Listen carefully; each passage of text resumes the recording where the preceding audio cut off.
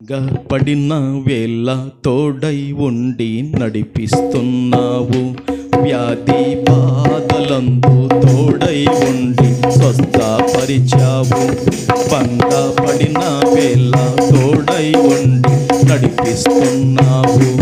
వ్యాధి బాధలందు తోడై ఉండి స్వస్థపరిచావు. దుఃఖ బాధల్లో నీవు నాకు తోడై ఉన్నావు. దుఃఖ బాధల్లో నీవు నాకు తోడై ఉన్నావు. మహోన్నతుడా నీకే వందనం. మహోన్నతుడా నీకే వందనం. మహాఘనుడా మహాఘనుడా మహాఘనుడా నీకే వందనం. అందరం గట్టిగా చప్పట్లు పెడదాం. మహాఘనుడా మహాఘనుడా మహాఘనుడా నీకే వందనం. దేవా నీకే నా స్తుతి పాడేదన్. దేవా నీకే నా స్తుతి పాడేదన్. దేవా నిన్నే దేవా నిన్నే దేవా నిన్నే నే కొనియాడేదన్. మరొకసారి అందరం దేవా నిన్నే దేవా నిన్నే దేవా నిన్నే నే కొనియాడేదన్. దేవా నీకే నా స్తుతి పాడేదన్. దేవా నీకే నా స్తుతి పాడేదన్. దేవా నిన్నే దేవా నిన్నే దేవా నిన్నే నే కొనియాడేదన్. గట్టిగా దేవా నిన్నే దేవా నిన్నే దేవా నిన్నే నే కొనియాడేదన్. దేవా నీకే నా స్తుతి పాడేదన్. దేవా నీకే నా స్తుతి పాడేదన్. ప్రభుకు మహిమ కలుగునుగాక. అందరూ కూడా కూర్చోండి.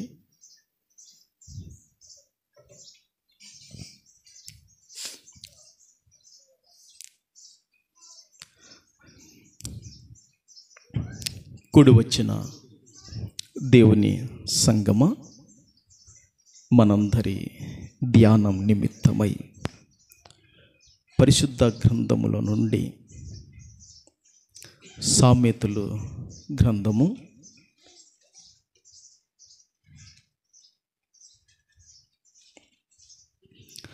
13వ అధ్యాయము 11వ వాక్యాన్ని చదువుకుందాం. మోసము చేత సంపాదించిన ధనము క్షీణించి పోవును. కష్టము చేసి కూర్చుకొనువాడు తన ఆస్తిని వృద్ధి చేసుకొనును.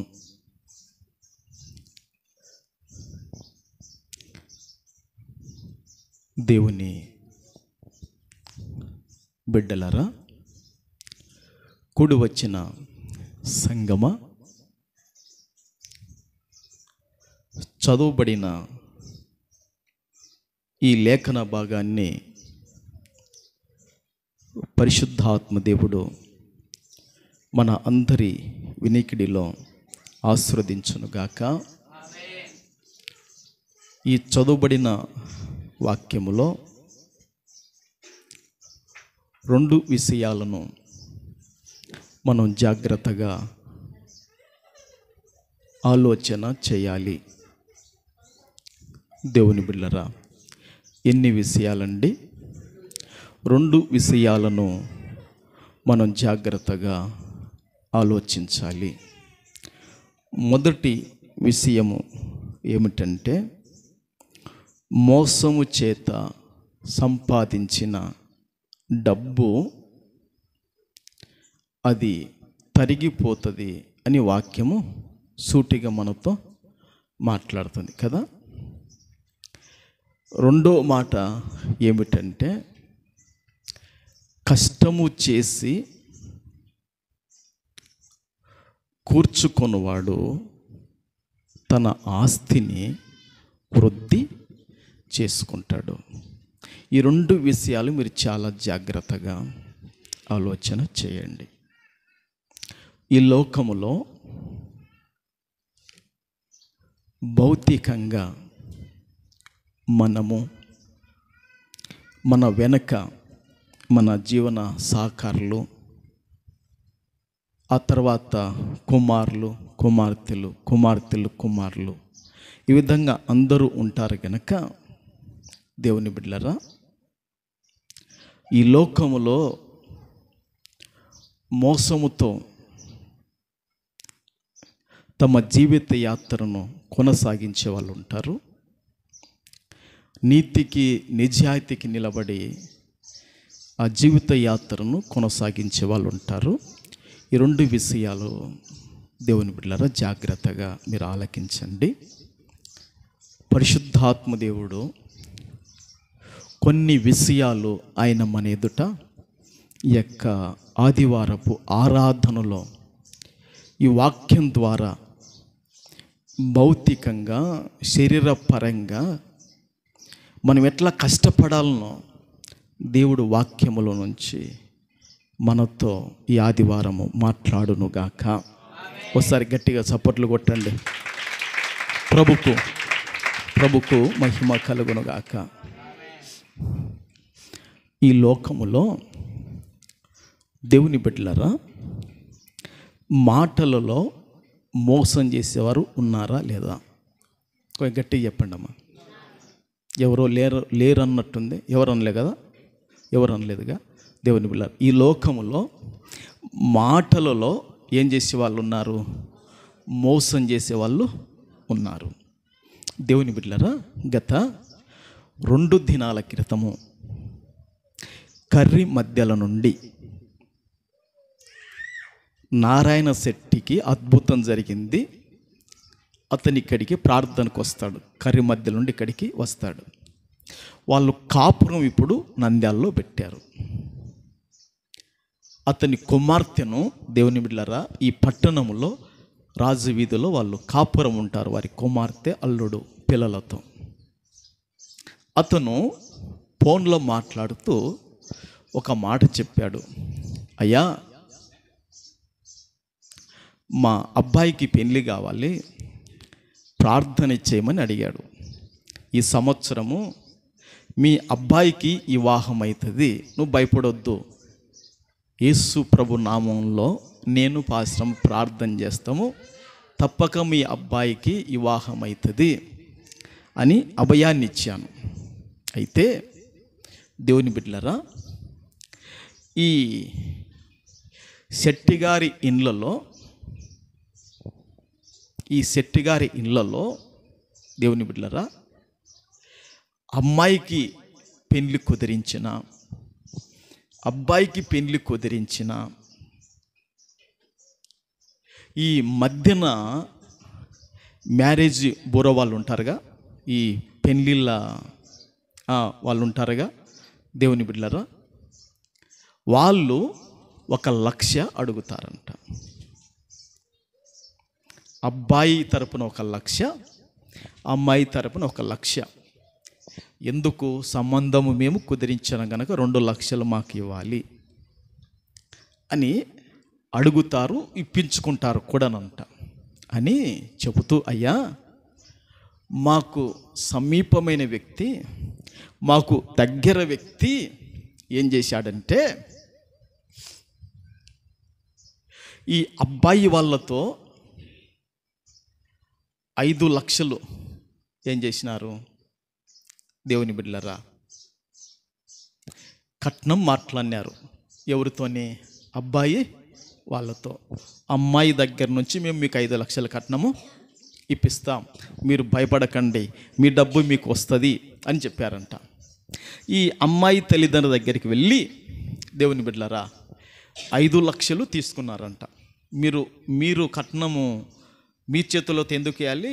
మధ్య వ్యక్తుల్లో మేమే గనక మేమే మీ బిడ్డకు వివాహము కుదిరించాం, మీ బిడ్డకు మేమే వివాహం మాట్లాడాం, సక్సెస్ అయింది గనక ఈ 5 లక్షల కట్నము ఇది 1 లక్ష, ఇక్కడ 1 లక్ష, మొత్తం 7 లక్షలు తీసుకొని దేవుని బిడ్డలారా కనబడకుండగా పరారై వెళ్ళిపోయారంట. ఇది మాటలలో మోసం ఉందా లేదా? ఇది కథ కాదు, వాస్తవంగా జరిగిన విషయాన్ని ఫోన్లో కరిమద్దెల శెట్టి గారు మాట్లాడినారు. దేవుని బిడ్డలారా, ఇట్లా మాటలలో మోసం చేసే వాళ్ళు ఉన్నారు. అంత మాత్రమే కాదు, రెండోదిగా చేతులతో కూడా మోసం చేసే వాళ్ళు ఉన్నారా లేదా? చేతులతో కూడా మోసము చేసేవాళ్ళు ఉన్నారు. ఈ మధ్య నేను సాయంకాలం పూట వాకింగ్ చేస్తున్నప్పుడు ఒక వ్యక్తి కనపన్నాడు. ఆ వ్యక్తితో నేను మాట్లాడుతున్నాను. ఆ వ్యక్తి ఏమంటున్నాడంటే, అయ్యా మా నాయనళ్ళు ఇద్దరు, మా నాయన చిన్నోడు, మా నాయన బాగా తాగుబోతయ్యి ఆ దుర్వ్యసనాల్లో పడి మమ్మల్ని చాలా బాధ పెట్టాడు. మేమైతే అట్టి దుర్వ్యసనాలకు పడకుండా ఆ దుర్వ్యసనాల్లో ఏదో కష్టం చేసుకుంటున్నాం, వస్త్రం కట్టుకుంటున్నాం, కూడి తింటున్నాం, అది బాగుంది. మా పెదనాయన ఏం చేశాడంటే, ఇందిరమ్మ స్థలాలు ఇచ్చిన సమయాల్లో ఈ నందికొట్కూరు పట్టణములో వాల్మీకి నగర్కు వడ్డేపేటలో మా పెద్దనాయన ఏం చేశాడంటే, వడ్డేపేటలో ఒక్కొక్క పేరు మీద, తన పేరు మీద 5 సెంట్లు, మా పెద్దమ్మ పేరు మీద 5 సెంట్లు, కోడాలి పేరు మీద 5 సెంట్లు, మనవని పేరు మీద 5 సెంట్లు, చిన్న కొడుకు పేరు మీద 5 సెంట్లు, ఇట్లా మొత్తం మా పెదనాయన ఏం చేశాడంటే 10 ప్లాట్లు తీశాడు, 50 సెంట్లు తీశాడు. ఎన్ని సెంట్లు? అంతే కదా, 10 మంది కంటే 50 సెంట్లు. అయ్యా 50 సెంట్ల స్థలం, ఆడైదు మొత్తము 50 సెంట్లు ఇదే వడ్డేపేటలో తీశాడయ్యా. అయితే మా పెదనాయన చనిపోయే లోపు తనకు వస్త్రం కట్టుకోవటానికి కూడా లేక పంచెను 2 చేసుకొని కట్టుకునేవాడు. ఈరోజు వాళ్ళ పిల్లలకు అన్నం లేదు, మాకు అన్నం ఉంది, మాకు ఉండనీకి నివాసం ఉంది, వాళ్ళకు ఉండనీకి నివాసం కూడా లేదు. ఆ రోజు ఆయన మోసం చేసి చేతులతో అంత సంపాదించాడు, పలుకుబడితో, మాటతో, కానీ ఈరోజు ఏమీ కూడా లేదని తను నోటితో చెప్పాడు. ఓకే దేవుని బిడ్డలారా, ఇంకా కొన్ని విషయాలు చెప్తాను, వాక్యంలోకి వెళ్ళే ముందు వినండి. బ్యాంకులను, బీమా సంస్థలను మోసం చేసిన కేసులో ఏమండి, దేంట్లో మోసం చేశాడు? బ్యాంకులను, బీమా సంస్థలను మోసం చేసిన కేసులో అమెరికా మాజీ అధ్యక్షుడు, రిపబ్లికన్ పార్టీ నేత డొనాల్డ్ ట్రంప్ న్యూయార్క్ కోర్టు అతనికి జుర్మాను విధించింది. ఎన్ని కోట్లో తెలుసా? 3,20,00,000 జుర్మాను విధించింది. తనకు ఆస్తులు ఎక్కువగా ఉన్నట్లు చూపించాడంట. తనకు ఏమున్నట్లు ఎక్కువగా? తనకు ఆస్తులు ఎక్కువగా ఉన్నట్లు చూపించాడంట. ఆస్తులు చూపించి బ్యాంకులలో ధనాన్ని ఎక్కువగా తీసుకున్నాడు. ఈ బీమా సంస్థలలో ధనాన్ని ఎక్కువగా తీసుకుంటే ఈ ట్రంప్కు, అమెరికా మాజీ అధ్యక్షునికి, దేవుని బిడ్డలారా, జుర్మాను విధించారు. 3,000 కోట్లు, 100 కోట్లు కాదు, 200 కోట్లు కాదు, ఎన్ని వేల కోట్లు? 3,20,00,000 అతనికి జుర్మాను విధించారు. ఎందుకో? మోసం చేశాడని. మాజీ అధ్యక్షుడు ఆ దేశానికి, దేవుని బిడ్డలారా, ప్రధానమంత్రి అయిన అతనికి కూడా ఏం చేశారు? శిక్ష, జుర్మాను విధించారు. ఇట్లా దేవుని బిడ్డలారా, మరి మోసాలు రకరకాలుగా చేసే వాళ్ళను మనం చూడగలుగుతాం. తూకములో మోసం చేసేవాళ్ళు ఉంటారా, ఉండరా? కొంచెం గట్టిగా చెప్పండి అమ్మ. ఉంటారా, ఉండరా? ఖచ్చితంగా తూకములో మోసం చేసేవాళ్ళు ఉన్నారు. ఓకే. చూపులతో కూడా మోసం చేసేవాళ్ళు ఉన్నారా, లేదా? ఉన్నారు. నమ్మించి మోసం చేసేవాళ్ళు ఉన్నారా, లేదా? ఓకే. దేవుని బిడ్డలారా, ఈ విధముగా దేవుని బిడ్డలారా, రకరకాలుగా ఏం చేసే వాళ్ళను చూస్తాం. భూమి మీద మోసం చేసే వాళ్ళను మనము చూస్తాం. అవునా కాదా? అయితే వాక్యం ఏం చెప్తుంది ఇప్పుడు చూడండి. ఆ 13వ అధ్యాయము దేవుని బిడ్డలారా 11వ వాక్యం చెప్తుంది, మోసము చేత సంపాదించిన ధనము క్షీణించి పోవును. దేవుని బిడ్డలారా, ఈ లోకములో మోసము చేతను, ఈ లోకములో అన్యాయము చేతను, ఈ లోకములో అడ్డదారులలోనూ, ఈ లోకములో దేవుని బిడ్డలారా అక్రమంగా ఈ ధనాన్ని సంపాదించటానికి అనేకమైన అడ్డుదారులు మనుషులు వెతుక్కుంటున్నారు. అవునంటారా, కాదంటారా? ఇట్లా అడ్డదారులలో దేవుని బిడ్డలారా, ఈ చక్కని త్రోవలో కాకుండా, సన్మార్గములో కాకుండా, దేవుని బిడ్డలారా, ఈ అడ్డదారులలో, పక్క త్రోవలలో అన్యాయముగా, అక్రమంగా, అతిక్రమంగా, మోసకరంగా ధనమును చాలామంది ఏం చేస్తున్నారంటే సంపాదిస్తున్నారు. సంపాదించిన ధనము ఏమైపోతుందంటే క్షీణించిపోతుందంట. ఆ ధనము ఏమైపోతుందంటే తరిగిపోతుందంట. ఆ ధనము ఏమైపోతుందంట వారి కన్నులకు అది రాను వారు కానీ వారి పిల్లలకు కానీ అది అనుభవించకుండానే దానికి రెక్కలు వచ్చి ఎగిరిపోతాయని మరొక చోట సామెతల్లో రాయబడింది. దేవుని బిడ్డలారా, మోసము చేత ఈ లోకములో ధనమును ఎక్కువగా సంపాదించితే దాని వలన వచ్చే కీడు, దాని వలన వచ్చే ప్రమాదాలు, దాని వలన వచ్చే అపాయములు, దాని వలన వచ్చే విపత్తులు మనుషులు తప్పించుకోలేరు అని వాక్యము మనతో మాట్లాడుతుంది. నా మాటలు కాదు, వాక్యం మాట్లాడుతుంది మనతో. ఏమండి, మోసము చేత సంపాదించిన ధనము ఏమైపోతుందంట? క్షీణించిపోనంటే తరిగిపోను. అంతే కదా? ఏమైపోతుందంటమ్మా? తరిగిపోను. అది కనబడకుండా పోతుంది. పరిశుద్ధాత్ముడు నాకు ఒక విషయాన్ని బయలుపరిచాడు. ఏమిటంటే, మీరు అవునంటే నేను దాని గురించి చెప్తాను, కాదంటే చెప్పను. అది దేవుడు బయలుపరిచాడు. పాపములో మోసము ఉంటుంది, మోసములో పాపము ఉంటుంది అన్నాడు. ఇది కరెక్టా కాదా మీరు చెప్పండి. ఏమ్మా, కరెక్టనా?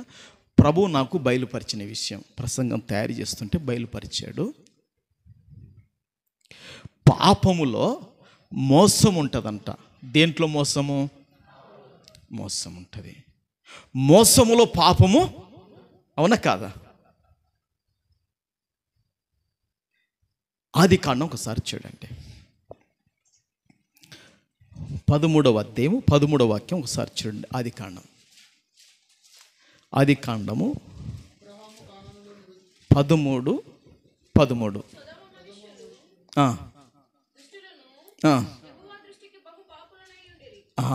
చాలమ్మా. ఇప్పుడు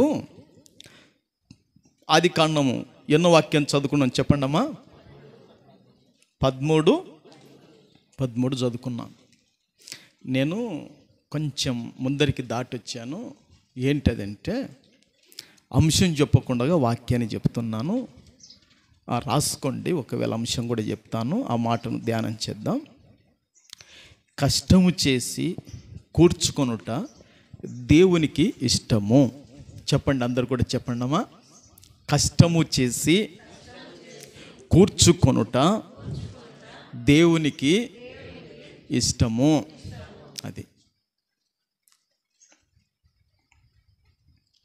అది మన అంశం అన్నమాట. ఈ ఆది కాండంలో ఈ 13వ అధ్యాయంలో ఈ 13 వాక్యములో ఏముందంటే, సొదొమ మనుష్యులు దుష్టులను యెహోవా దృష్టికి బహు పాపులునై ఇండిరి. అంటే వీళ్ళు ఈ సొదొమ మనుషులు వీళ్ళు మోసగాన్ల కాదా? చెప్పండి అందరు చెప్పండి. అవునా కాదా? ఎట్లా మోసగాళ్ళు అనుకుంటాం? అది రాయబడింది బహు పాపులంట. ఎట్లా పాపులంట? అయ్యో, ఇంకా చెప్పలేనంత దుర్మార్గం వాళ్ళలో ఉందంట. మనము చెప్పలేనంత పాపెచ్చలు వాళ్ళలో ఉన్నాయంట. మనము చెప్పలేనంత అన్యాయము, అక్రమం, మోసత్వం వాళ్ళలో ఉందని దేవుడు ఆ ఒకే వచనములో కుదించి రాయించాడు. సొదొమ మనుషులు దుష్టులను దేవుని కనులకు, దేవుని నేత్రాలకు ఎలాంటి వారంటే బహు పాపులు నయ్యున్నారు. ఎలాంటి వాళ్ళంట? బహు పాపులు. అంటే ఇప్పుడు పాపములో మోసముందా లేదా? మోసములో పాపముందా లేదా? ఉంది. మరి వీళ్ళు ఏమయ్యారు? సొదొమ మనుషులు ఏమయ్యారు? వాళ్ళ ఆస్తి క్షీణించిపోయిందా లేదా? ఏనైనా క్షీణించిపోయిందా లేదా? ఎట్లా క్షీణించిపోయింది వాళ్ళ ఆస్తి? ఆకాశము నుండి దేవుడు ఏం చేశాడు? మొదటిగా గంధకాన్ని కురిపించాడు. దేన్ని కురిపించాడు? గంధకాన్ని కురిపించాడు. ఆ గంధకంతో పాటు అగ్నిని కురిపించాడు. ఈ గంధకం, అగ్ని రెండు కలిస్తే మంటలు రగిలిపోయినాయి. మంటలు ఏమైపోయినాయి? రగిలినాయి. ఇక దేవుని బిడ్డలారా, గంధకము, అగ్ని మెడలు కాలిపోతున్నాయి, పశువులు కాలిపోతున్నాయి, బంగారం కాలిపోతుంది, వెండి కాలిపోతుంది, గేదెలు కాలిపోతున్నాయి, ఒంటెలు కాలిపోతున్నాయి, గాడిదలు కాలిపోతున్నాయి, మేకలు కాలిపోతున్నాయి, గొర్రెలు కాలిపోతున్నాయి. మనుషులు సమస్తం కూడా సొదొమ గొమొర్రా ఆ పట్టణ, ఆ నగరాలలో, ఆ చుట్టుపక్కల ప్రాంతాల్లో దేవుడు ఆ గంధకాన్ని, అగ్నిని పంపితే, కురిపిస్తే ఏమైపోయింది? వాళ్ళ ఆస్తి అంతా కూడా ఏమైపోయింది? వాళ్ళ ఆస్తి అంతా కూడా ఏమైపోయింది? క్షీణించిపోయింది. అవునా కాదా? ఎవరన్నా వాళ్ళ తర్వాత ఎవరన్నా అనుభవించారా? ఎవరికైనా అది ఉపయోగపడిందా? అది ఎవరికి కూడా ఉపయోగపడలేదు. చూశారండి, మోసము చేత సంపాదించిన ధనము ఏమైపోతుందంటే క్షీణించి పోవును. అవతల దేవుని బిడ్డలారా, మోసముతోనూ లంచముతోనూ దేవుని బిడ్డలారా, అడ్డదారిలో ఎంత సంపాదించినా ఆ అట్టి దారుల వైపు మన కన్నులు వెళ్ళకూడదు, చూడకూడదు. గట్టిగా స్తోత్రాలు చెప్తారా? అట్టి దారులు మనకొద్దు. కానీ కింద ఒక వాక్యం రాయబడింది, చెమట కార్చే పురుషుడు, చెమట కార్చే స్త్రీ, చెమట కార్చే కుమారులు, కుమార్తెలు, వారి యొక్క కష్టము దేవుని బిడ్డలారా సుఖభోగములకు ఉపయోగించకుండగా పడిన కష్టములో కూర్చుకుంటే వారి ఆస్తి వృద్ధైపోతుంది, వారి ఆస్తి పెరుగుతుంది. చిన్న చెప్తున్నారే, ఇంట్లో ఎవరి కానీ సోమరులుగా ఉండకూడదు. ఇంట్లో పురుషులు కానీ, ఇంట్లో స్త్రీలు కానీ, ఇంట్లో కుమారులు కానీ, ఇంట్లో కుమార్తెలు కానీ, ఎవరి కానీ సోమరులు కానీ, ఎవరి కానీ బద్ధకస్తులు కానీ, ఎవరే కానీ దేవుని బిడ్డలారా పని చేయకుండా ఊరుకున్నారనుకోండి, దాని వలన చాలా మనం నష్టపోతామని వాక్యం చెబుతుంది. అందరూ కష్టపడాలి. స్తోత్రం, హల్లెలూయా. అందరూ ఏం చేయాలా? కష్టపడాలి. సరే, మరలా వెళదాం. ఈ పై వాక్యం కొన్ని మాటలు తెలుసుకుందాం. ఒకటి, దేవుని బిడ్డలారా, మోసం చేత సంపాదించిన ధనం ఏమైపోతుందంట? ఇప్పుడు సొదొమ గొమొర్రాలో ఉన్న ధనం అంతా ఏమైపోయింది చెప్పండి? వాక్యం. అది మొదటి విషయం గుర్తుపెట్టుకోండి. రెండోదిగా ప్రవక్త అయిన ఇర్మీయా గ్రంథము చూడండి. ప్రవక్త అయిన ఇర్మీయా గ్రంథము 17వ అధ్యాయము. దేవుని బిడ్డలారా, ఇక కొన్ని విషయాలు మీకు అట్లా టచ్ చేస్తే నేను వాక్యంలోకి వెళ్తాను. దేవుని బిడ్డలారా, ప్రవక్త అయిన ఇర్మీయా గ్రంథము 17వ అధ్యాయము 18వ వాక్యం ఒకసారి చూడండి అమ్మా. 17వ అధ్యాయము ప్రవక్త అయిన ఇర్మీయా గ్రంథము. ఒక్క నిమిషం ఉండమ్మా. 11వ వాక్యం, 17, 11. సారీ, దేవుని బిడ్డలారా, 18 కాదు. ఓకే.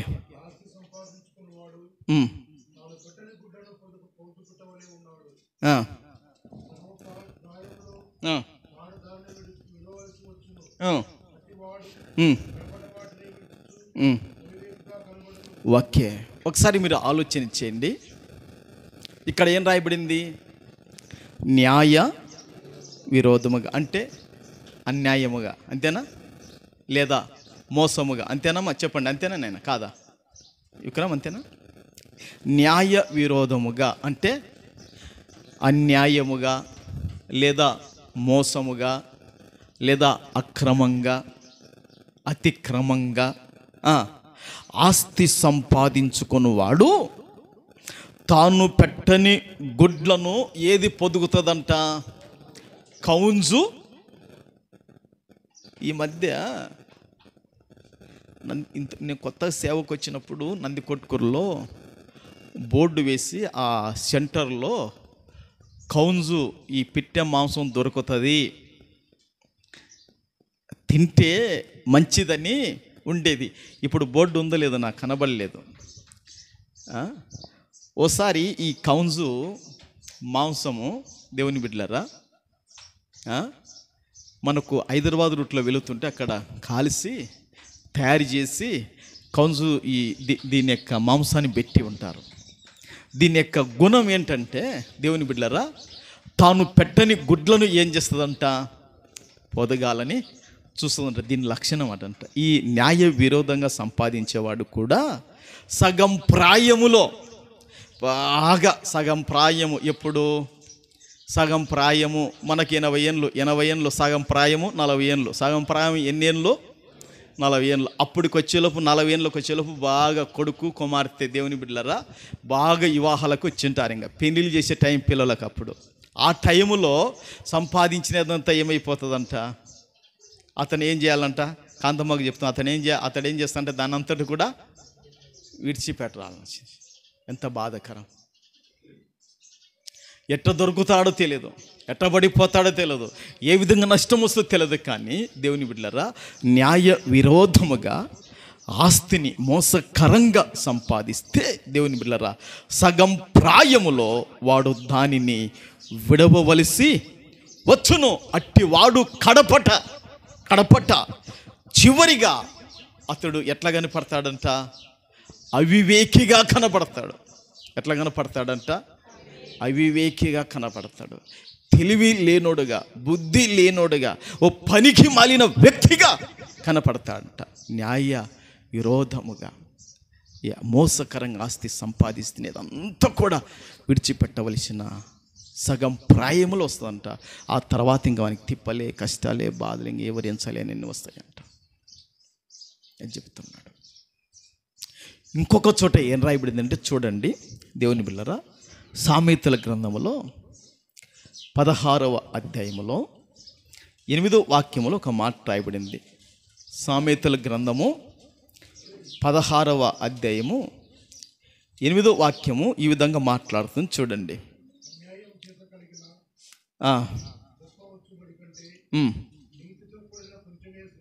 చూడండి దేవుని బిడ్డలారా, అన్యాయము చేత కలిగిన గొప్ప వచ్చుబడి కంటే దేని చేతనంట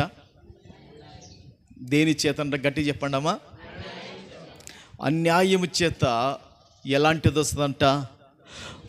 గొప్ప వచ్చుబడి వస్తుందంట.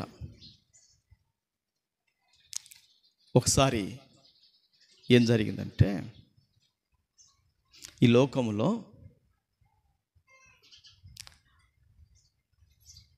గొప్ప వచ్చుబడి దేంట్లో వస్తుందంటే, భూముల్లో గొప్ప వచ్చుబడి వస్తుంది. దేంట్లో వస్తుంది గొప్ప వచ్చుబడి? భూముల్లో మాత్రం గొప్ప వచ్చుబడి వస్తుంది. ప్లాట్లు మనది కానీ ప్లాట్ను సాధనం చేసుకునే వాళ్ళు ఉన్నారా లేరంటారా? ఓకే. పొలము తనది కాంతి పొలాన్ని ఏం చేస్తున్నారు? సొంతం చేసుకునే వాళ్ళు ఉన్నారు. ఈ భూమిలో గొప్ప వచ్చుబడి వస్తుంది. దేవుని బిడ్డలారా, ఒకసారి ఆహాబు ఏం చేసినాడంటే, ఎవరండి? ఆహాబు ఏం చేశాడంటే, దేవుని బిడ్డలారా, తన నగరు పక్కన, తన రాజధాని పక్కన, దేవుని బిడ్డలారా, నాబోతు ద్రాక్ష తోట ఉంది. ఎవరిది? నాబోతు ద్రాక్ష తోట ఉంది. ఈ నాబోతు ద్రాక్ష తోట ఉంటే ఏం జరిగిందంటే, దేవుని బిడ్డలారా, భార్య పేరేపన వలన నాబోతును చంపించాడు. ఎవరిని? ఆహాబు భార్య పేరు యెజెబెలు. యెజెబెలు పేరేపన చేత నాబోతును చంపించాడు. ఏమండి, వాడు వచ్చాడు, నేను వాడిని చంపాను. మన రాజనగరం పక్కన, మన కోట పక్కన, మన అంతఃపురం పక్కన అతని ద్రాక్ష తోట ఉందిగా, వెళ్ళి దాన్ని స్వాధీనపరచుకోపో అని చెప్పింది. చెప్తే దేవుని బిడ్డలారా, వెళ్ళాడు, తోటను స్వాధీనం చేసుకున్నాడు. అన్యాయము చేత అతనికి ఏం కలిగింది? గొప్ప వచ్చుబడి వచ్చేసింది. అక్కడ న్యాయం చేత వచ్చింది, అది అన్యాయం చేత వచ్చిందా? అంతేనా? ద్రాక్ష తోటనంతా కూడా తీసేసుకున్నాడు అన్యాయం చేత. ఎవరు? ఆహాబు. ఆ తోటలోకి దేవుని సేవకుడు, రెండంతల ఆత్మ కలిగిన వాడు వెళ్ళాడు. ఎవరు? ఏలియా. ఏలియా వెళ్ళాడు. వెళ్ళి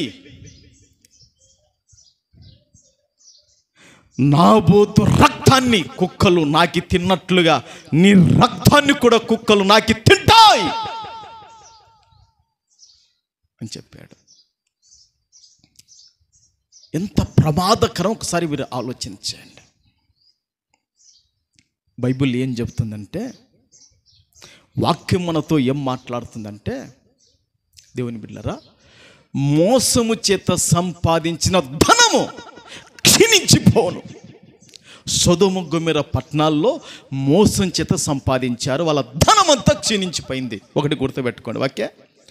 రెండోదిగా, మోసం చేత ఇర్మీయా ప్రవక్త కాలములో విస్తారంగా సంపాదిస్తున్నారంట. దేవుడు బయలుపరిచాడు. వాళ్ళు ఎంత సంపాదించిన ఇర్మీయా సగం ప్రాయములో దాన్ని విడుస్తారో, చివరికి అవి వేకులై కనబడతారు కడపట. అది రెండోదిగా దేవుడు ప్రవక్తకు చూపించాడు. స్తోత్రం.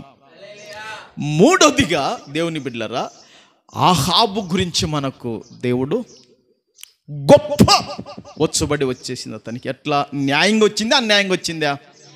అన్యాయంగా వచ్చింది. దాన్ని అనుభవించలేకపోయాడు గనక ఈ లోకములో మోసము చేత దేన్ని కూడా మనం సంపాదించకూడదు. మోసం చేత దేన్ని పట్టుకోకూడదు. మోసం చేత దేన్ని కూడా పట్టుకోవటానికి, తీసుకోవటానికి ఆశించకూడదు. దేవుని బిడ్డలారా, అందుకే వాక్యం నేర్పుతుంది.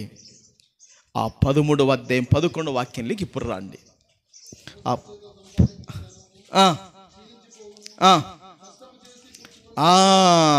చూడండి దేవుని బిడ్డలారా, కష్టము చేసి ఏం చేయాలంట? కష్టము చేసి ఏం చేయాలా? కూర్చుకోవాలి.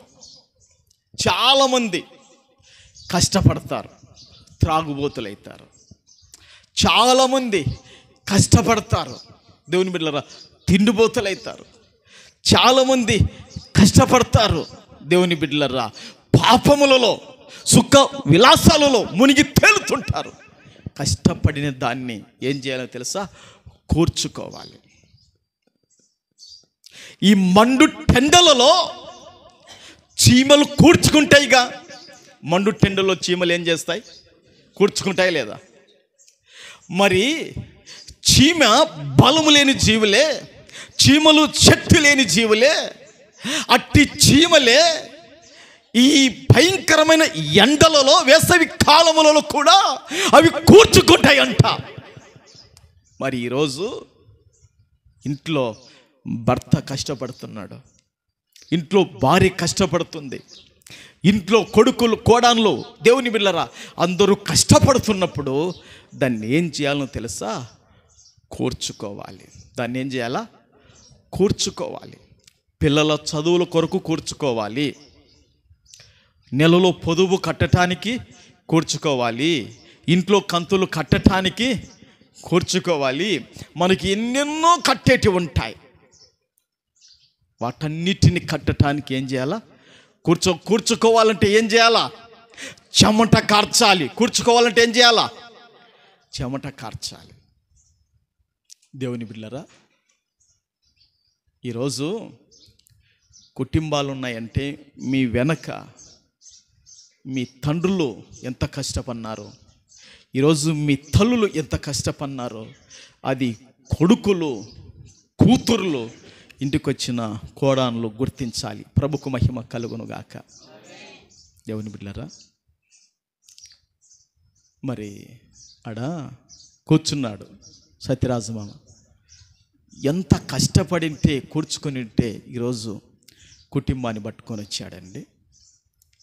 అక్కడ యేసురత్నం అని ఉన్నాడు. ఎంత కష్టపడింటే రత్నమ్మక్కని విడిచిపెట్టి, పిల్లలను విడిచిపెట్టి, రాత్రి అనక పగలనక దేశపు కాదు, రాష్ట్ర సరిహద్దులను దాటి, అవునా, మన రాష్ట్ర సరిహద్దులను దాటి కంటికి నిద్ర మాని ఈరోజు ఎలియాజరు, విక్రమ్, రవి, రత్నమ్మక్క మరి కీర్తనీయుల నుండి పని చేయకలేక ఊకుండంటే ఊకుంటాడా?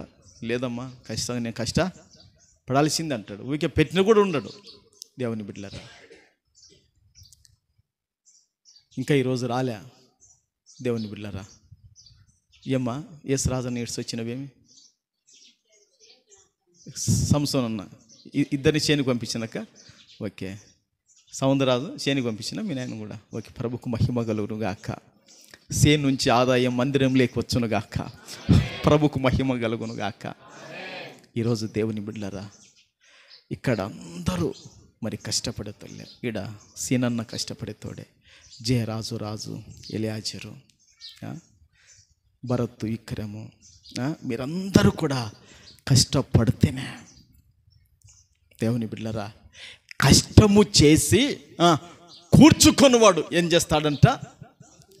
ఆస్తిని ఏం చేసుకుంటాడు? వృద్ధి చేసుకుంటాడు. నేను ఆత్మీయంగా మాట్లాడడం లేదు, కుటుంబాలు ఫైనాన్షియల్గా బలపడాలని వాక్యం చెబుతున్నాను, అంతేనా? ఈరోజు వాక్యం ఇది అంతేనా?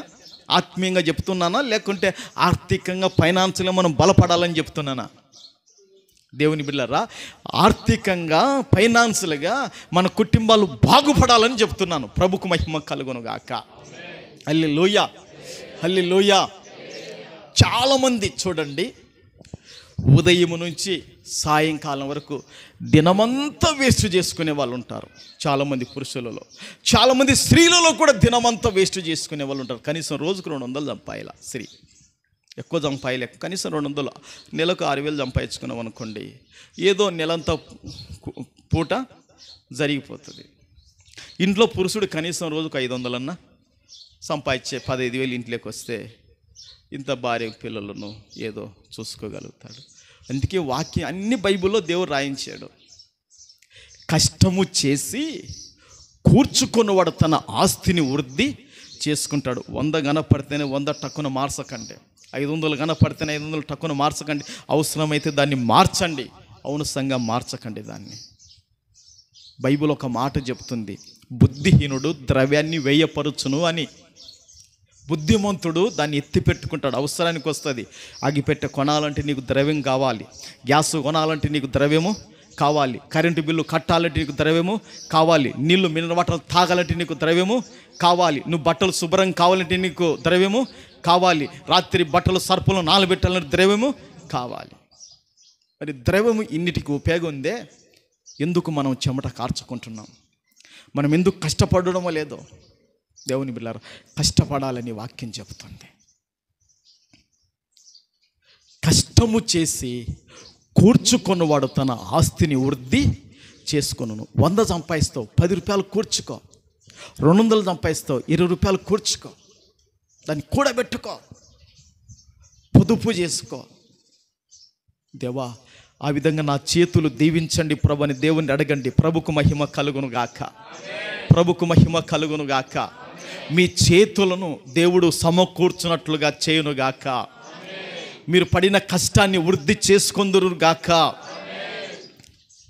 దేవుని బిడ్డలారా, వాక్యము 2 విధాలుగా మాట్లాడుతుంది సామెతల్లో. ఏమిటంటే, బీదవాడు చుట్టములకందరికి కూడా అసహ్యుడు, బీదవాడు పొరుగు వారికి అసహ్యుడు అని రాయబడింది.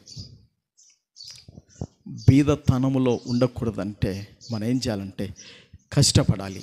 ప్రభుకు మహిమ కలుగునుగాక. కష్టపడాలి, బాగా కష్టపడాలి. నీకు ఆరోగ్యం సహకరించినంత కష్టపడు. పురుషుడా, అమ్మా, మీకు ఆరోగ్యం సహకరించినంత మీరు కష్టపడండి. ఒకరోజు ఆరోగ్యం మీకు సహకరించదు, ఓ రోజు మంచం మీద కూర్చొని తినే పరిస్థితులు వస్తాయి, ఒకరోజు కుర్చీలో కూర్చొని తినే పరిస్థితులు వస్తాయి, ఒకరోజు మీకే తెచ్చి పెట్టే పరిస్థితులు వస్తాయి. ఆ స్థితి వచ్చే వరకు మీరు కష్టపడాలి బాగా. స్తోత్రం, హల్లెలూయా. చెప్పే మాటలు వాక్యం గురించి చెప్తాను, అంతేనా? చూశారండి, కష్టము చేసి కూర్చుకున్నవాడు తన ఆస్తిని వృద్ధి చేసుకుంటాడు. చాలామంది కష్టపడతారు కానీ దేవుని బిడ్డలారా, జైలో బీడి కట్ట లేకపోతే ఉండలేరు. అవునా కాదా? చాలామంది కష్టపడతారు కానీ జై నిండా దేవుని బిడ్డలారా సిగరెట్ ప్యాకెట్ లేకపోతే ఉండలేరు. అవునా? చాలామంది కష్టపడతారు, ఉద్యోగం చేస్తారు, వ్యాపారం చేస్తారు, జాబ్ చేస్తారు, కానీ రాత్రి 5 వాళ్ళకి సీసా లేకపోతే నిద్ర పట్టదు. ఏం లేకపోతే? అవునా? ఆ సీసాలు ఏమో నాకు కూడా తెలియవు, అవి తాయితోలకి తెలుసు. దేవుని బిడ్డలారా, రాత్రిలోపు వాళ్ళకి సీసా తెచ్చి పెట్టాలి. ఇట్లా చాలామంది కష్టపడుతున్నారు కానీ కూర్చుకోలేక చివరికి ఏమైపోతున్నారంటే దేవుని బిడ్డలారా దారిద్రులు అయిపోతున్నారు, అప్పుల పాలైపోతున్నారు, సమస్యల పాలైపోతున్నారు. దేవుని బిడ్డలారా రకరకాలుగా దేవుని బిడ్డలారా నష్టపోతున్నారు. అందుకే దేవుని బిడ్డలారా మనము కష్టపడే వాళ్ళంగా మనం ఉండాలి. ప్రభుకు మహిమ కలుగునుగాక. ఒక పల్లవి చరణం పాడండి, ఒక విషయాన్ని నేను మీకు చూపిస్తాను. ప్రభుకు మహిమ కలుగునుగాక. నిన్ను స్తుతించటానికి సిగ్గుపడను యేసయ్యా, నిన్ను ప్రార్థించటానికి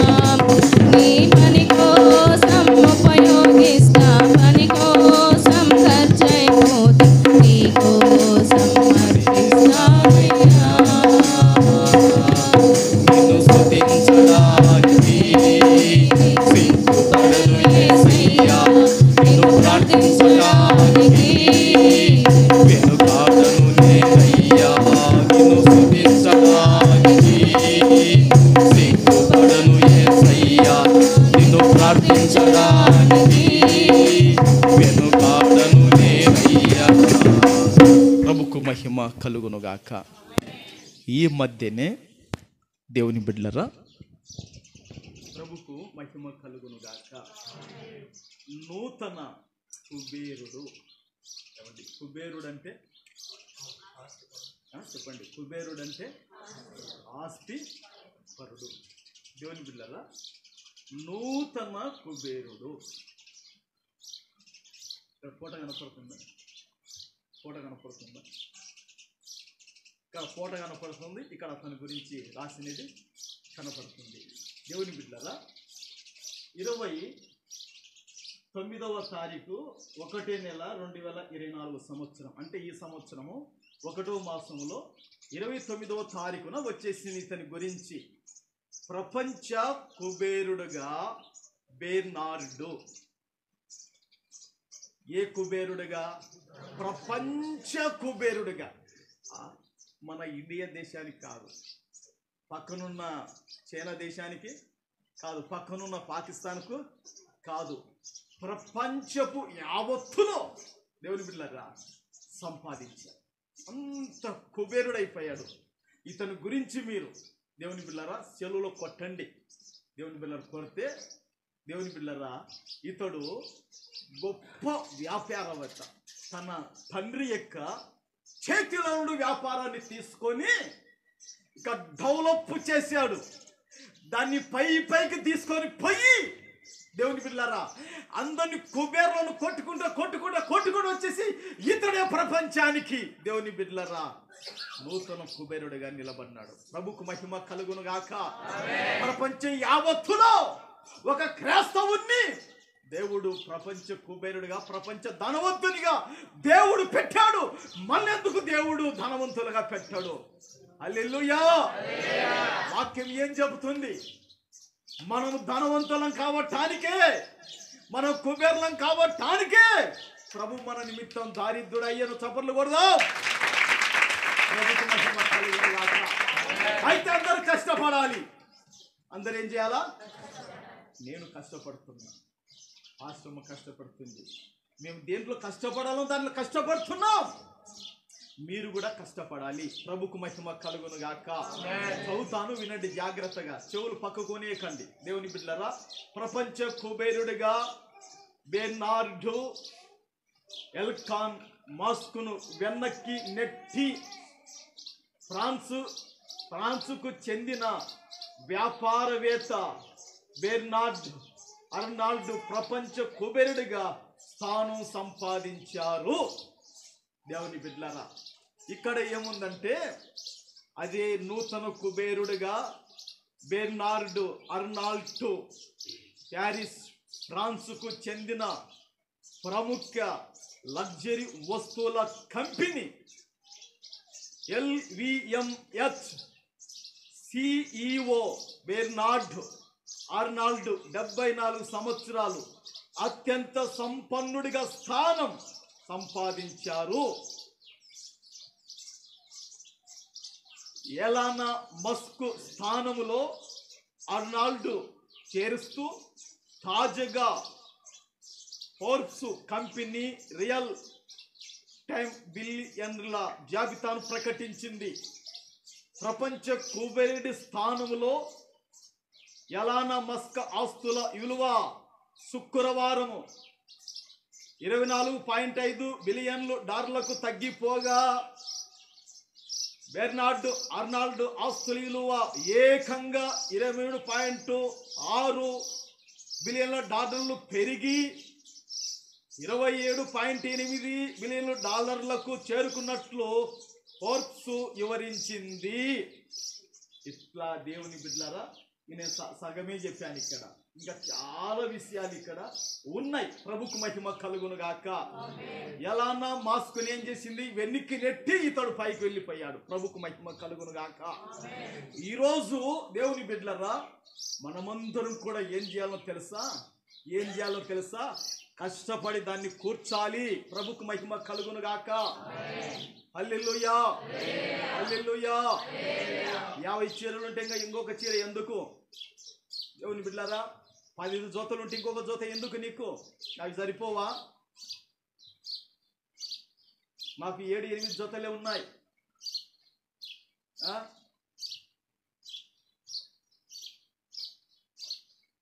నేను ఎందుకు ఈ మాట చెప్తున్నానంటే, మీ చేతుల్లో ఎప్పుడు మీ ఆస్తి కరిగిపోకూడదు కానీ వృద్ధి చెందాలి.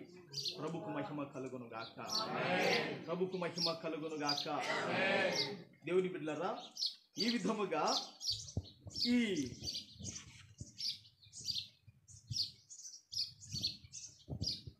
వాక్యము ఈ విధంగా మనతో మాట్లాడుతుంది. ఎప్పుడన్నా కష్టపడాలి, సంపాదించుకోవాలని ఎవరైనా చెప్పినారా?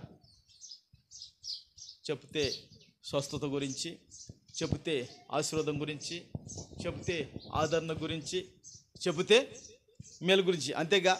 మరి దీని గురించి కూడా చెప్పాలని లేదని నేను చెప్పండి. అవసరమా కాదా?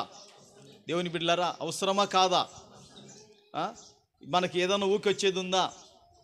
మైక్ ఊకి వస్తుందా? వైర్ ఊకి వస్తుందా? బాటలు ఊకి వస్తుందా? షెల్లుకు ఏమి ఇచ్చినా దీని ఏమంటారు? పౌచ్ ఊకి వస్తుందా? మళ్ళీ ఏం చేయాలి? శుభమక్క, కష్టపడాలి. ప్రభుకు మహిమ కలుగును గాక. హల్లెలూయా. పావని కీర్తన ఏదో ఇద్దరు బయట మాట్లాడుతుంటారు, ఇద్దరు ఏమో బాగా కష్టపడాలనుకుంటున్నారేమో. ప్రభుకు మహిమ కలుగును గాక. హల్లెలూయా. యేసు రక్తమే.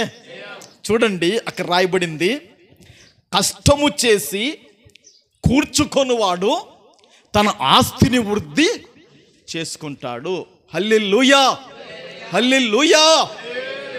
యాకోబును ఒకసారి మనం చూస్తే, దేవుని బిడ్డలారా, ఏమీ లేనోడు తండ్రి దగ్గర నుంచి ఆస్తి పంపకాలు కూడా తీసుకోలేదు. ఎవరు తీసుకున్నాడా?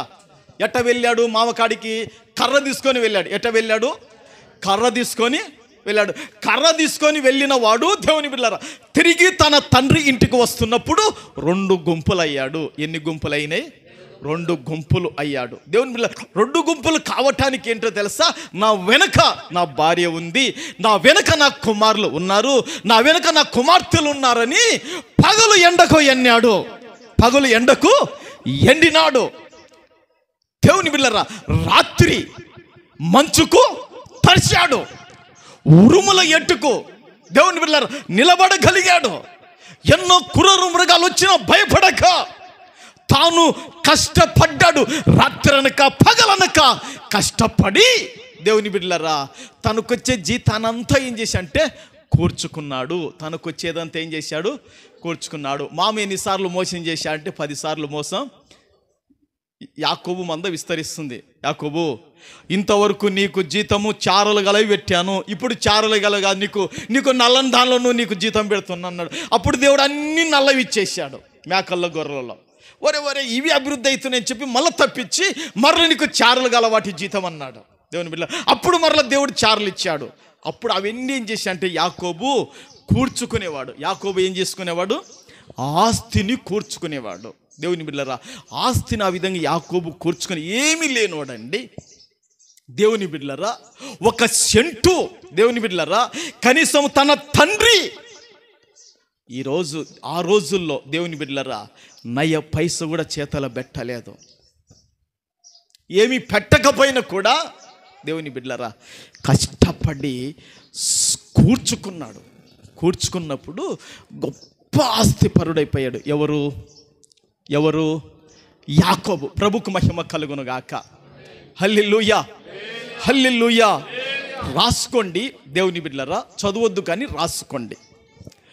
ఆదికాండము 30 ఆదికాండము 30వ అధ్యాయము 30వ వచనము. ఆదికాండము 31 18 42. దేవుని బిడ్డలారా, లేనివాడు కష్టపడి సంపాదించుకున్నాడు. మొదటి విషయము అందరూ కూడా చెప్పండి, లేనివాడు కష్టపడి సంపాదించుకున్నాడు. ఒంటెలను సంపాదించుకున్నాడు, గొర్రెలను సంపాదించుకున్నాడు, మేకలను సంపాదించుకున్నాడు, గేదెలను సంపాదించుకున్నాడు. ఆంబోతులు అంటే గేదెల కాదా?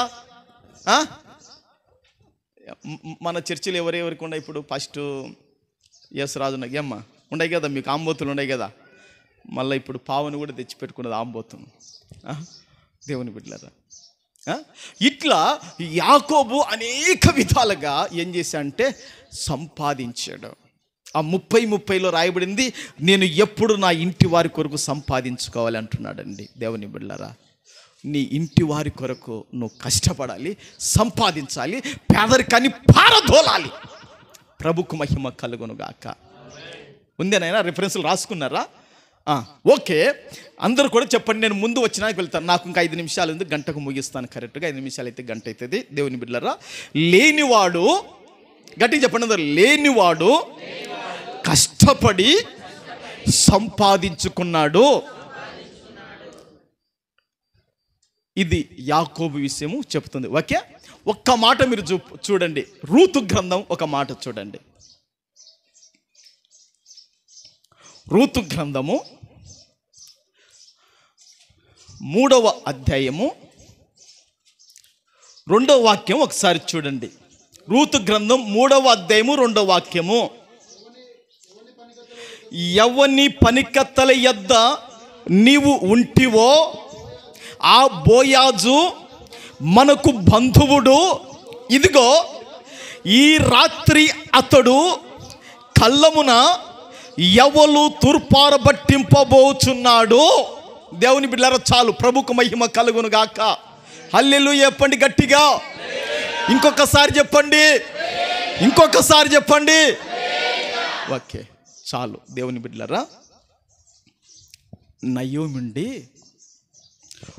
తన కోడలైన రూతుతో చెప్తుంది, అమ్మా, నువ్వు ఎవరిని పని కత్తెల దగ్గర నిలకడగా ఉండి పని చేసావో, పరిగె ఏరుకున్నావో కోత కాలములో, ఈ రాత్రి బోయాజు ఎక్కడుంటాడంటే కళ్ళములో ఉంటాడు. ఎక్కడుంటాడు? బోయాజు ఊరు ఏ ఊరు? బెత్లెహేము. హల్లెలూయా. బోయాజు ఊరు ఏ ఊరు? ఇంకో గట్టిగా చెప్పండి. ఈడ ఒక్కొక్కరిది ఒక ఊరుంది. ఈడ ఆడనేమో ఆ లాస్ట్ లలితమ్మక్క కూర్చున్నది. లలితమ్మక్క మీ ఊరు వైపనగండ్లనా? అక్కడ ఆశీర్వదమ్మక్క కూర్చున్నది. ఆశీర్వదమ్మక్క మీ ఊరు యా ఊరు? ముసలమాడుగు. రత్నమ్మక్క మీ ఊరు యా ఊరు? నాటూరు. ఇట్లా ఒక్కొక్కరిది ఒక ఊరు. అవునా? చెప్పకుంటున్నారే, అవునా? మరి ఈయనది యా ఊరు? బెత్తుల. గట్టిగా చెప్పండి, గట్టిగా చెప్పండి. Okay okay. బెత్లెహేములో బోయాజు చాలా ఆస్తిమంతుడు. అవునా కాదా? ఎలాంటి వాడు? కావలిస్తే 2వ వచనంలో చూస్తే తెలుస్తుంది మీకు. 2వ అధ్యాయంలో 1వ వచనంలో అతడు చాలా ఆస్తిపరుడు. ఏమ్మా, బోయాజు ఎలాంటి వాడంట? ఆస్తిపరుడు కాదు, చాలా ఆస్తిపరుడు. ఎలాంటి వాడంట? బాగా వినండి, ఒక 5 నిమిషాలు. బోయాజు చాలా ఆస్తిపరుడు. బోయాజు ధనవంతుడు. బోయాజు ఐశ్వర్యవంతుడు. బోయాజు పొలములు గలవాడు. బోయాజు గుర్రములు కలిగిన వాడు. బోయాజు ఇండ్లు మేడలు కలిగిన వాడు. పితరుల ఆస్తులు ఎన్నో కోలుగా ఇతనికి ఉన్నాయి. ఇట్టి బోయాజుకు, దేవుని బిడ్డలారా, ఇంత ధనవంతుడు, ఇంత ఆస్తివంతుడే దాసులు కలిగిన వాడుగా రాత్రి కలములో పనుకోవలసిన పరిస్థితి ఎందుకు? ఇతడు కష్టపడే వ్యక్తే కాదా? మీరు చెప్పండి నాకు. సోమరోడా, బద్ధకస్తుడా? రాత్రి ఎక్కడుంటున్నాడు ఇప్పుడు? కళ్ళములో, పొలములో కాదు. ఎక్కడ? కళ్ళములో. ఇప్పుడు దేవుని బిడ్డలారా, ఎవలన్నీ కూడా ఏం చేశారు? దులిపారు. ఎవలన్నీ కూడా ఏం చేశారు? దులిపారు. ఇప్పుడు రాత్రిలో దాసురాన్లతో ఏం చేస్తున్నాడు బోయాజు? తూర్పారా బట్టింపబోచున్నాడు. పొట్టునంతా కూడా పక్కకు, గింజలనంతా కూడా ఒక సైడుకు. ఈ పనిలో తాను, దేవుని బిడ్డలారా, అక్కడ ఉంటూ పని వాళ్ళతో చేపిస్తూ, అతడు ఏమాత్రము సుఖాన్ని కొరక, ఏమాత్రము దేవుని బిడ్డలారా సౌఖ్యాన్ని ఆశించక మా అబ్బలు, మా నాయనలు, మా తాతలు బెత్లెహేములో మంచి ఇండ్లుందే, ఆ మంచి ఇంటిలో ఏసీలో నేను పనుకోకుండగా, అప్పట్లో కూడా ఏసీలు ఉన్నాయి, బైబిల్లో ఉంది దేవుని బిడ్డలారా. అక్కడ ఉండకుండగా ఇప్పుడు కలములో ఉండి ఏం చేస్తున్నాడు? దేవుడు నాకు నేర్పించినది ఏంటో తెలుసా? ఎంత ఉన్నా కష్టపడాలా అనేది దేవుడి వాక్యం ద్వారా నాకు నేర్పించాడు. ఎంత ఉన్నా ఏం చేయాలి? నువ్వు కష్టపడాలి. కష్టపడకు ఉన్నది ఏమైపోతుంది? తరిగిపోతుంది. అదే వాక్యంలో రాయబడింది. చూడండి, ఆ 3వ అధ్యాయం 2వ వాక్యంలో అంటున్నాడు అక్కడ దేవుని బిడ్డలారా, ఇదిగో ఈ రాత్రి అతడు కళ్ళమున ఎవలు తూర్పారబట్టింపబోచున్నాడు. అంటే దేవుని బిడ్డలారా, బోయాజు కష్టపడే వ్యక్తే కాదా? కష్టపడే వ్యక్తే కాదా? పని వాళ్ళు ఉన్నారు, పని కత్తెలు ఉన్నారు, వాళ్ళు చూసుకుంటారు పనిలే, నాకేంటిలే అనుకోలేదు. కానీ దేవుని బిడ్డలారా, తాను కూడా దేవుని బిడ్డలారా కష్టపడే వ్యక్తి ఎవరు? బోయాజు. అందుకే దేవుడు మనకందరికీ ఏం నేర్పుతున్నాడంటే, నీకు ఎంత, నీ వెనక ఎన్ని పొలములున్నా, నీ వెనక ఎంత డబ్బు ఉన్నా, నీ వెనక ఎన్ని ఆస్తి పాస్తులున్నా, నువ్వు కష్టపడాలి. హల్లెలూయా. నువ్వు ఏం చేయాలి? కష్టపడాలి. కష్టపడకపోతే ఉన్నదంతా కూడా ఏమైపోతుందంటే పోగొట్టుకుంటావు. కష్టపడితే ఇంకా వృద్ధి చేస్తావు. ప్రభుకు మహిమ కలుగునుగాక.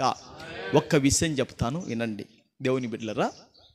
మన రాష్ట్ర ఈ ఆంధ్రప్రదేశ్ దేవుని బిడ్డలారా, ప్రస్తుతపు సీఎంగా ఉన్న జగన్మోహన్ రెడ్డి సతీమణి దేవుని బిడ్డలారా భారతి మేడం గారు దేవుని బిడ్డలారా ఎంత కష్టపడ్డారంటే ఆమె అంత కష్టపడ్డారండి. ఆమె సంపన్న కుటుంబంలో పుట్టింది. తల్లిదండ్రులు డాక్టర్లు, వైద్యులు, అవునా కాదా? దేవుని బిడ్డలారా, అంత సంపన్న కుటుంబంలో పుట్టిన ఆమె దేవుని బిడ్డలారా భర్త 16 నెలలు జైల్లో పడితే దేవుని బిడ్డలారా ఏం చేసిందో తెలుసా? దేవుని బిడ్డలారా, ఆమె ఈ సాక్షి పేపర్ను నడుపుతూ, భారతి సిమెంటును నడుపుతూ, దేవుని బిడ్డలారా ఈ సాక్షి న్యూస్ టీవీని నడుపుతూ, అంత మాత్రమే కాదు దేవుని బిడ్డలారా 2000 మంది పైగా ఇంగ్లీష్ మీడియం పిల్లలను చదివిస్తుంది. ఆ వయసు రాసినడు బతికున్నప్పుడు ఆయన చేసేవాడు అది. దేవుని బిడ్డలారా అది కూడా ఈమె చేతుల్లో బాధ్యత తీసుకొని ఇవన్నీ కూడా భర్త జైల్లో ఉంటే దేవుని బిడ్డలారా ఈ వ్యాపారనంతటిని కూడా దేవుని బిడ్డలారా నేను ఒక సంపన్న కుటుంబంలో పుట్టాను, మా నాయనలు ఇచ్చిన ఆస్తికి సరిపోతుంది, దాని బాడిగలు తింటే సరిపోతుంది అనుకోలేదు. కానీ ఎంతో కష్టపడింది ఆమె. ప్రభుకు మహిమ కలుగునుగాక. ఓసారి మీరు కొట్టండి, వస్తుంది యూట్యూబ్లో భారతిరెడ్డి ఆమె బయోగ్రూప్ కట్టండి, పూర్తి ఎంత కష్టపడిందో వస్తుంది మీకు. ప్రభుకు మహిమ కలుగునుగాక. నేను ఎందుకు ఈ విషయాన్ని చెబుతున్నానంటే దేవుని బిడ్డలారా అందరం మనం కష్టపడాలి. ఇది ఎవరు ఇష్టపడుతున్నారంటే దేవుడు ఇష్టపడుతున్నాడు. హల్లెలూయా, హల్లెలూయా. కష్టపడకపోతే, కష్టపడేది కూర్చోకపోతే దేవుని బిడ్డలారా దరిద్రులమైపోతాము, సోమరులమైపోతాము, దరిద్రులము, బీదవారము, పనికిమాల వాళ్ళము, ఎవరికి ప్రయోజనకరంగా ఉండకపోతాం మనం. కనుక చాలా మనము కష్టపడాలి. అందుకే వాక్యం ఈ విధంగా మాట్లాడుతుంది. ఒక్క వాక్యం చూడండి, నేను ముగిస్తాను. ప్రభుకు మహిమ కలుగునుగాక. తెస్సలోనికి రాసిన రెండవ పత్రిక, తెస్సలోనికి రాసిన రెండవ పత్రిక 3వ అధ్యాయము 10-11 ఒకసారి చూడండి.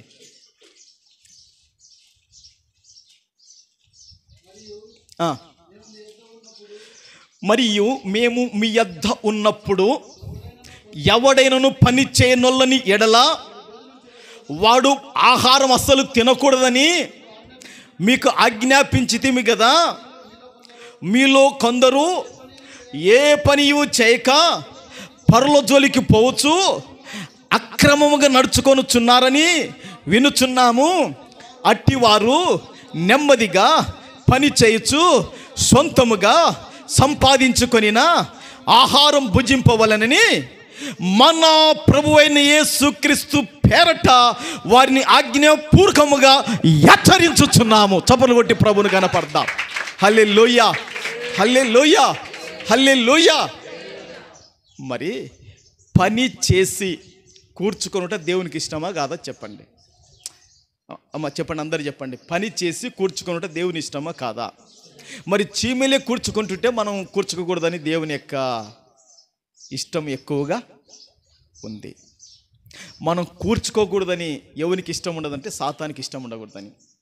మనం ఎప్పుడు బట్టలు లేని వాళ్ళగా ఉండాలని, మనం ఎప్పుడు ఆహారం లేని వాళ్ళగా ఉండాలని, ఎప్పుడు చేతుల్లో పైసలు లేని వాళ్ళంగా ఉండాలని వాని ఇష్టం. ఎవని ఇష్టము? సాతాన్ యొక్క ఇష్టం అది. అయితే వాక్యం ఏం చెప్తుంది? ప్రభువైన యేసు క్రీస్తు పేరట వారిని ఆజ్ఞాపూర్వకముగా, ఎట్లనంట అంటే ఆజ్ఞ లేకుండానా అంటే ఇక్కడ ఏం ఆజ్ఞ? ఖచ్చితంగా పని కూర్చుకొని ఆహారము తినాలి. చూశారా? గనుక మీకు ఆరోగ్యం సహకరించినంత మట్టుకు స్త్రీలారా మీరు కష్టపడండి, ప్రభుకు మహిమ కలుగును గాక. పురుషులారా మీకు ఆరోగ్యము సహకరించినంత మీరు కష్టపడండి, కూర్చోండి. దేవుని బిడ్డలారా, దేవుని వాక్యం మనతో మాట్లాడుతుంది. మనము ఆ విధంగా ఫైనాన్షియల్గా, ఆర్థికంగా మనం వృద్ధిలోకి రావాలనేదే దేవుని యొక్క ఇష్టము. ప్రభుకు మహిమ కలుగును గాక. ఈ మాటలు ప్రభు మన వినికిడులు దీవించి ఆశీర్వదించును గాక. ఆమేన్. అందరూ కూడా మోకరించండి, ప్రార్థన చేద్దాం. ప్రార్థనలో ఉందాం అందరం కూడా. దేవా నీకు వందనాలు నాయనా, ప్రభువా నీకు స్తోత్రాలయ్యా, దేవా నీకు స్తుతులు నాయనా, నీకు స్తోత్రములు చెల్లిస్తున్నాము తండ్రి. హల్లెలూయా, హల్లెలూయా, హల్లెలూయా. దేవా ఈరోజు మాతో భౌతికంగా నువ్వు మాట్లాడినందుకు తండ్రి నీకు వందనాలు. ప్రభువా నీకు స్తోత్రములు చెల్లిస్తున్నాము తండ్రి. ప్రభువా ఈ లోకములో నా తండ్రి ప్రభువా శరీర పౌరంగా నా తండ్రి, భౌతికంగా నా తండ్రి ప్రభువా అయ్యా మేము ఏ విధంగా కష్టపడాలనో, ఏ విధంగా కూర్చుకోవాలనో తండ్రి ప్రభువా అయ్యా నువ్వు సూటిగా తేటగా తండ్రి నువ్వు మాట్లాడినందుకు నాయనా నీకు వందనాలు. ప్రభువా నీకు స్తోత్రాలయ్యా. అందరం కూడా ప్రార్థనలో ఉందాం, అందరం ప్రార్థనలో ఉందాం. అవును ప్రభువా, ఇన్ని రోజులు నాయన నేను కష్టం చేశాను కానీ కూర్చుకోలేకపోయానేమో ప్రభువా అయ్యా, ఇన్ని రోజులు పని చేశానేమో కానీ పోగొట్టుకున్నానేమో తండ్రి, ఇన్ని రోజులు చెమట కార్చాను కానీ తండ్రి ప్రభువా అయ్యా నేను కూర్చుకోలేక తండ్రి ప్రభువా అయ్యా నేను చాలా తండ్రి ఆర్థికంగా ఫైనాన్షియల్గా తండ్రి దిగజారిపోయానేమో ప్రభువా. నీ వాక్యము మాతో ఈరోజు మాట్లాడింది ప్రభువా, నీకు వందనాలు నాయనా, నీకు స్తోత్రాలు చెల్లిస్తున్నాం ప్రభువా. మోసము చేత సంపాదించిన ధనము క్షీణించిపోనని, మోసం చేత, అన్యాయం చేత, అక్రమము చేత సంపాదించిన ధనము తరిగిపోనని వాక్యం మాట్లాడుతుంది. అవును దేవుని బిడ్డలారా, సొదొమ గొమొర్రా పట్టణాలలో బహు పాపులై వారు ఉన్నారు. వారు ఎంతో మోసకారులై ఉన్నారు. వారు సంపాదించిన ఆస్తి అంతా కూడా క్షీణించిపోయింది, అగ్ని పాలైపోయింది.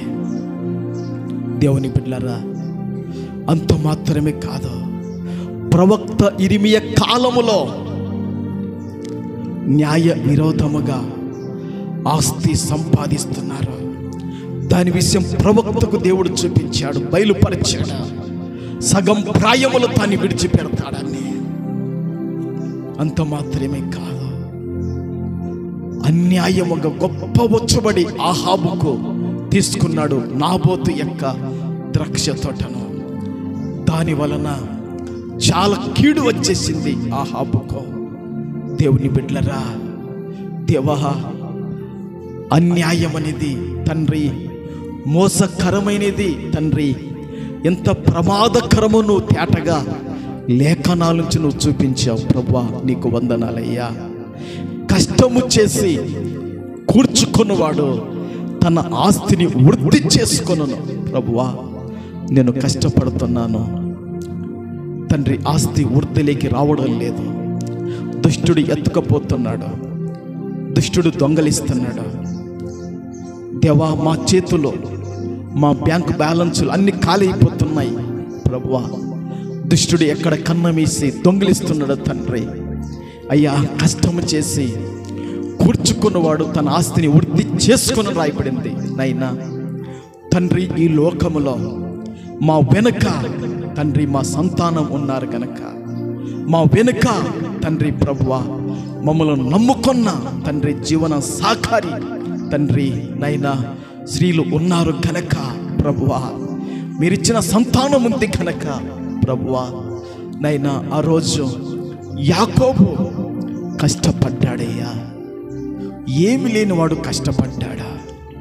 పగలు ప్రభువా ఎండకు ఎండాడయ్యా, రాత్రి మంచుకు తడిశాడయ్యా, కన్నులకు నిద్ర దూరం చేసుకొని సంపాదించాడు. తన ఇంటి వారి కొరకు సంపాదించాడు, కన్నులకు నిద్ర దూరం చేసుకొని సంపాదించాడు. అవును ప్రభువా నాయనా నీకు వందనాలయ్యా. యాకోబు కష్టపడి తను కూర్చుకొని తన ఆస్తిని వృద్ధి చేసుకున్నాడు. తండ్రి నీకు వందనాలు, స్తోత్రాలైనా. ఆ రోజు యాకోబు కష్టాన్ని చూసి తండ్రి మీరు ఆశీర్వదించారు నాయనా. ఈరోజు మేము కష్టపడి కూర్చుకొనుట అది నీకు ఇష్టమని లేఖనాలు చిన్న మాట్లాడావు. నీకు వందనాలు ప్రభువా, స్తోత్రాలనైనా. ఆ రోజు యాకోబు కష్టాన్ని చూసి తండ్రి మీరు అతన్ని ఆశీర్వదించారయ్యా. 2 గుంపులయ్యాడయ్యా. కర్ర పట్టుకొని యర్దాను నదిని దాటి వెళ్ళిన వాడు ఇప్పుడు 2 గుంపులతో నది దాడుతున్నాడయ్యా. అవును ప్రభువా, యాకోబు కనులు మూతబడక మునిపే అతడు కష్టపడిన దాన్ని మీరు ఆస్వాదించినట్లుగా అతడు కష్టపడి కూర్చుకున్న దాన్ని వర్ధిల్ల చేశారు. ఈరోజు సంఘములో వచ్చిన ప్రతి బిడ్డ ఏదో ఒక కష్టపడుతుంది నాయన. ఆ కష్టాన్ని నువ్వు చూడండి, ఆ కష్టానికి కంచె వేయండి, ఆ కష్టాన్ని వర్ధిల్ల చేయమని ప్రార్థన చేస్తున్నాం.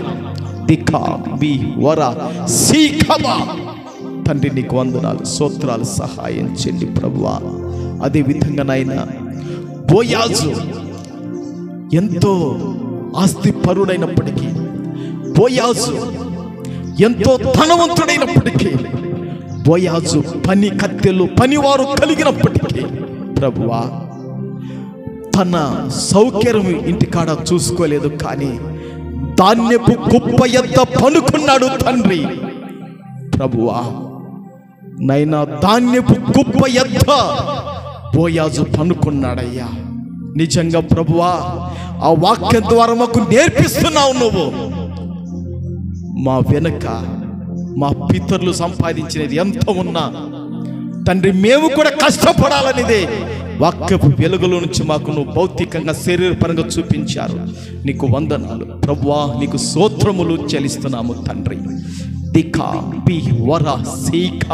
ప్రభువా దేవా, రాత్రుల్లో కంటికి నిద్ర దూరం చేసుకొని సౌకర్యము ఆశించక, అక్కడ వసతి ఉన్నా లేకపోయినా ఎవరు రాత్రి దుర్పార పట్టింపబోయాడు, ఆ పని చేశాడు, చేయించాడు ప్రభువా. ధాన్యపు కుప్ప ఎద్ద రాత్రి పనుకున్నాడయ్యా. ఇంటిలో పనుకోవలసిన వాడు ధాన్యపు కుప్ప ఎద్ద పనుకున్నాడా? అవును తండ్రి, బోయాజు వలన నువ్వు మాతో మాట్లాడేవు ప్రభువా. నైనా మేము కష్టపడాలా, రాత్రి అయినా పగలైనా కష్టపడాలా అని మీరు మాతో తేటగా మాట్లాడినందుకు నీకు వందనాలు తండ్రి. నీకు స్తోత్రాలు చెల్లిస్తున్నాము తండ్రి. అంత మాత్రం కాదు ప్రభువా, దశలు రాసిన పత్రికల నుంచి నువ్వు మాట్లాడేవు ప్రభువా. పని చేయకుండా ఎవడు భోజనం చేయకూడదు, సంపాదించుకోకుండా ఎవడు ఆహారాన్ని ముట్టుకోకూడదు. అవును ప్రభువా, ఈ దినము నుంచి నేను నా భర్తకు కొంతైనా నేను సంపాదించి నా భర్త చేతుల్లో పెట్టాలయ్యా. ఆ విధంగా నా చేతులకు పని వంటి ప్రభువా నైనా ప్రభువా నేను కష్టపడాలి దేవా. నా ఇంటిలో తండ్రి నా భర్త కష్టపడుతున్నాడు, నేను కష్టపడాలి, నా పిల్లలు కష్టపడాలి, నా ఇంటిలో అందరం మేము కష్టపడాలి, కూర్చుకోవాలి ప్రభువా అని మీరు తేటగా వాక్యం నుంచి మాట్లాడేందుకు నీకు వందనాలు ప్రభువా, స్తోత్రాలు నాయనా. తండ్రి ఆజ్ఞపూర్వకముగా యేసుక్రీస్తు పేరట మీకు హెచ్చరిక చేస్తామని చెప్తున్నావు ప్రభువా. అవును తండ్రి ప్రభువా, బలము లేని చీమలే కూర్చుకుంటున్నాయి, మేము కూర్చుకోవాలనేదే, మేము వృద్ధి చెందాలనేది నీ కోరిక గనక అట్టి కృపలో సాగిపోనట్లు మాకు సహాయించండి. వందనాలైనా ప్రభువా, చెప్పబడి నీ వాక్కులు 30, 60, 100 ఫలింప చేయమని ప్రార్థన చేస్తున్నాం తండ్రి. వందనాలు. చాలామంది బిడ్డలు రాలేదు, క్షమించు నాయన, మన్నించండి ప్రభువా. తండ్రి ప్రభువా, బిడ్డలందరినీ కూడా దర్శించి బలపరచండి, రాని వారిని కూడా దర్శించి బలపరచండి, వచ్చిన బిడ్డలందరికీ కూడా నాయన బలపరచండి. ఈ ప్రార్థన, ఈ వాక్యాన్ని మా అందరిలో ఫలింపజేసి ఆలకించి మహిమ పొందమని పరిశుద్ధుడు మా రక్షకుడైన యేసు నామములో అడుగుచున్నాను పరమ తండ్రి. ఆమేన్, ఆమేన్.